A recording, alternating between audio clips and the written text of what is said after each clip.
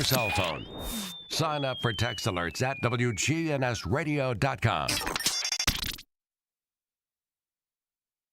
Rutherford Issues with Brian Barrett on FM 101.9 and AM 1450 Murfreesboro, FM 100.5 Smyrna, and streaming at WGNSradio.com. We are back on Rutherford Issues, and we want to remind you that we're powered by Middle Tennessee Electric. They serve members with more than just electricity. Their community outreach team works with schools, parents, and students to provide engaging and unique learning experiences. Find out more at mte.com.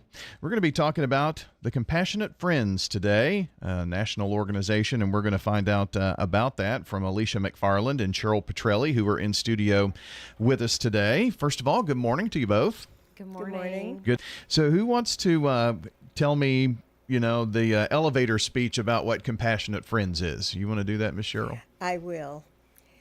When a child dies at any age, the family suffers intense pain and may feel helpless and isolated.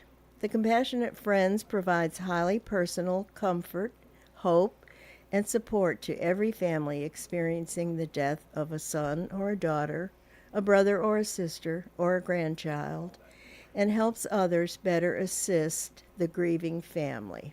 Oh, wow. So how long has this organization been around? A long time, it sounds like.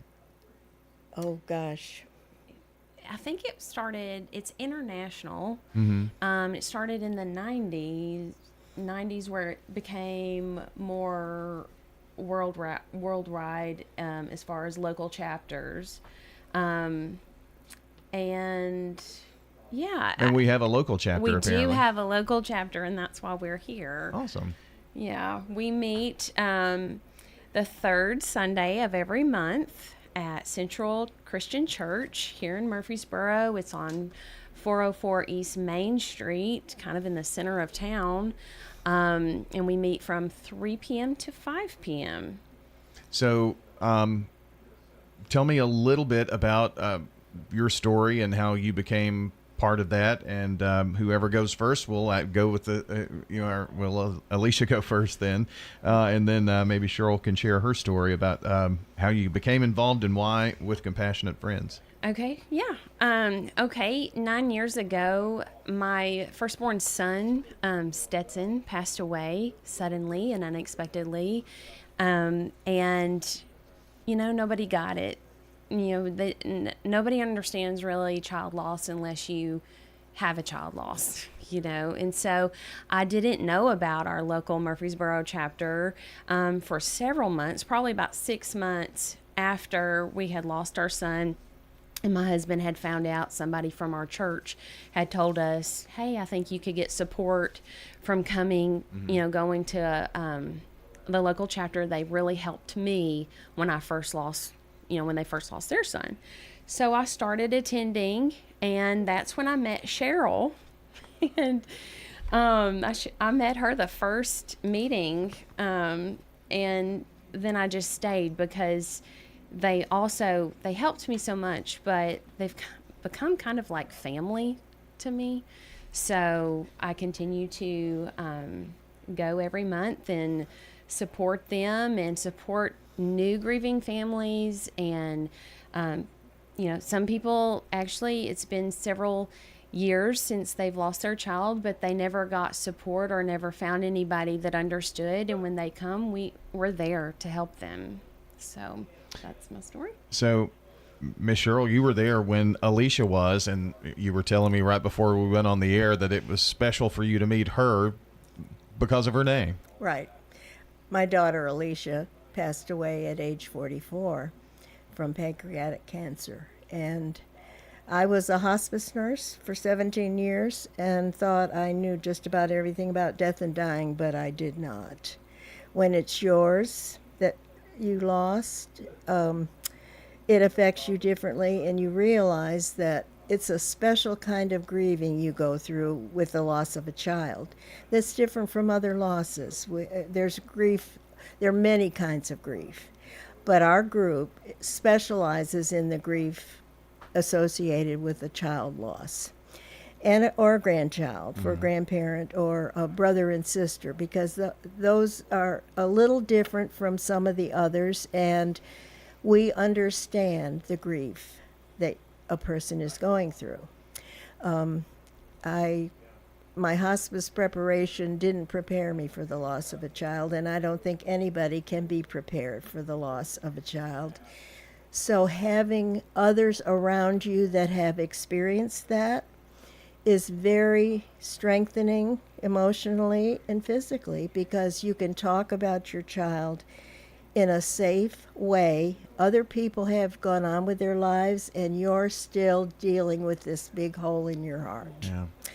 So we offer support to each other. We learn, and that's partly why I've continued with this group. We are compassionate, and not everybody can be compassionate, and you can't talk about your child with a lot of other people because they're afraid you might cry or they don't know how to respond. So we feel safe in this group, and we share literature with families also that are helping explain some of the sentiments that they're going through and what they're experiencing. Alicia McFarland and Cheryl Petrelli are here with us to talk about the Compassionate Friends meeting every third Sunday of the month at Central Christian Church. We'll tell you more about that again in a moment. It sounds like, Alicia, that this group not only helps you in dealing with the loss of a child, but you also, at your own rate and speed, go into being an encouragement to others and helping them through that. My question is, how does that help you in the grieving process of losing a child? Well, that's a good question. So I will say, going back, so my son Stetson, he was 3.5 when he passed away.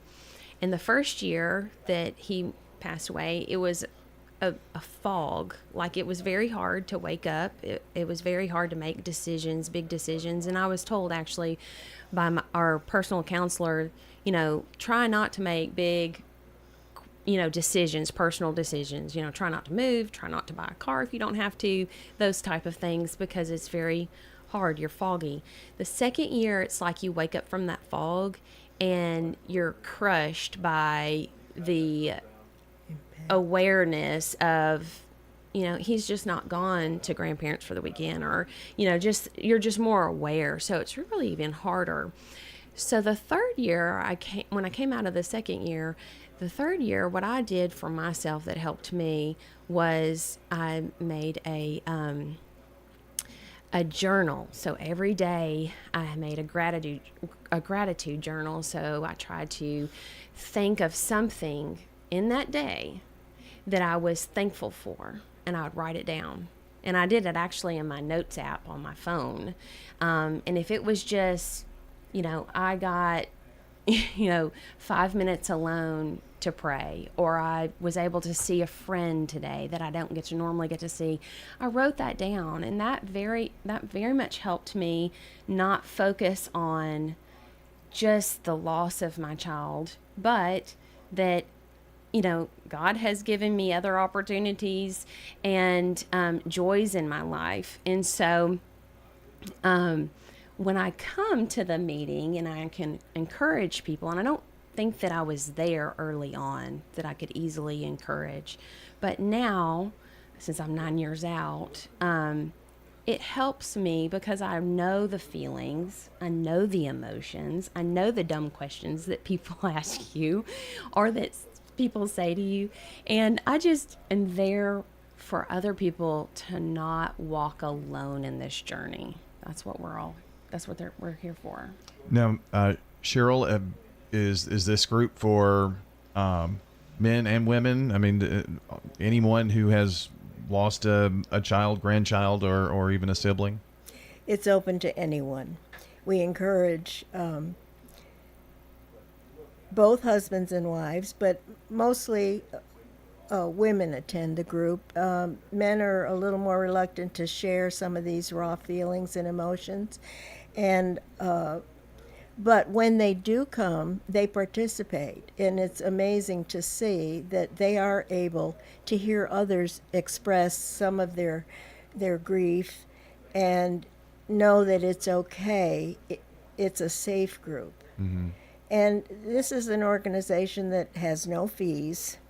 It's a self-help, self-taught kind of group, and we teach each other how to deal with the grief that we're experiencing. And there are different stages of it, and you go forward and sometimes you go back, and then you go forward again. It's not a specific step that you can count on going through, and we share that with each other so that others aren't surprised when they have a really bad day. We still have bad days. They're not as bad as they were initially. Like Alicia said, the first year you're in a fog and you don't remember much of anything. Second year, the fog's gone and the total impact of the loss reaches you. One thing I realize in here, we share our stories with each other at each meeting, briefly or in detail, depending upon how much you need to share. Some people can share a lot, some people can share a little, but we encourage whatever they're able to do. And maybe someone just wants to listen and hear the stories and how others are going through it. And that's what we do. We listen to each other, and we learn from each other. And we're there together with a common purpose to help us heal. But healing is a process, and it's ongoing. Do you have a Facebook page or anything like that that's out there that folks could go to for the local chapter and find out more? We do have a Facebook page. It's the Compassionate Friends Murfreesboro. Okay. Basically, you search that and it will pop up. And then anybody can reach out to our email at TCFmborough. So that's tcfmborough@gmail.com if you have any questions or you need support or anything. We also have a phone number that people can call. It's 615-896-4343. We just ask that you leave a message and we will return your call. And we do events yearly that are nice. So some people, whether they live kind of far away, they can't make the local chapter every month, but they attend our events that we have. And we have one coming up. Cheryl, Yes. You want to share that? We, when Mother's Day approaches, for a person who's lost a child, it's a very sensitive time. And several years ago, one of our members suggested we have a bereaved mother's tea. And she held it in her home, and it was a fairly small gathering. And we've kind of expanded on that because it was so successful and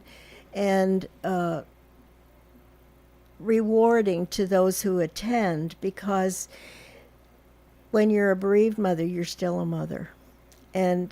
But we can focus on our children that day. We bring a picture of them and we tell a little bit about their story, and we can share their name with others even though they're not with us anymore. And so it's coming up May 7th. No, May 5th.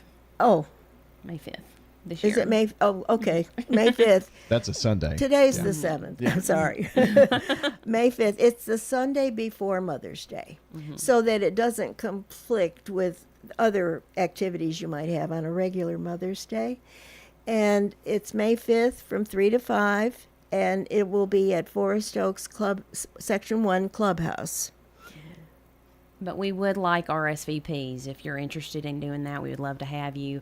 But if you would RSVP to our Gmail, tcfmborough@gmail, or call us at 615-896-4343, just so we have enough food. We do a craft typically. We have enough supplies and stuff for that. We also have a butterfly release in September. We used to have a balloon release, and then there's rules against that, so we can't do that anymore. And then we have a candle lighting in December, a national candle lighting that we have and it's also a lovely event. So for folks who want to participate in the events, participate in the group, again, just look up the Compassionate Friends Murfreesboro on Facebook.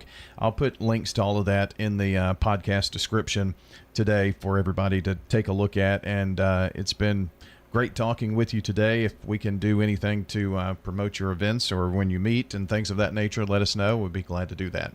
Great. Thank you for having us. Absolutely. It's wonderful that you can mention us to the public because so many people don't know about it. Right. And it's a group that unless you meet the circumstances, you don't know about it. It's a club you don't want to belong to. Right. But it's good that it's there. But there's a reason we're there. Sure. And it's been over 30 years. Our chapter has been in existence at least 25 years.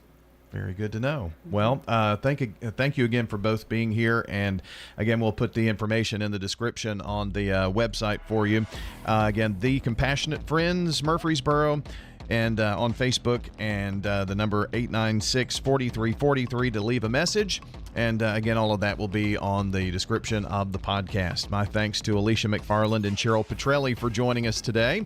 And again, if you missed part of the show, came in a bit late, want to listen back to more, check WGNSradio.com/listen to see where you can see or watch your favorite programs. Hello friends, Lenny Farmer with Jennings & Ayers Funeral Home.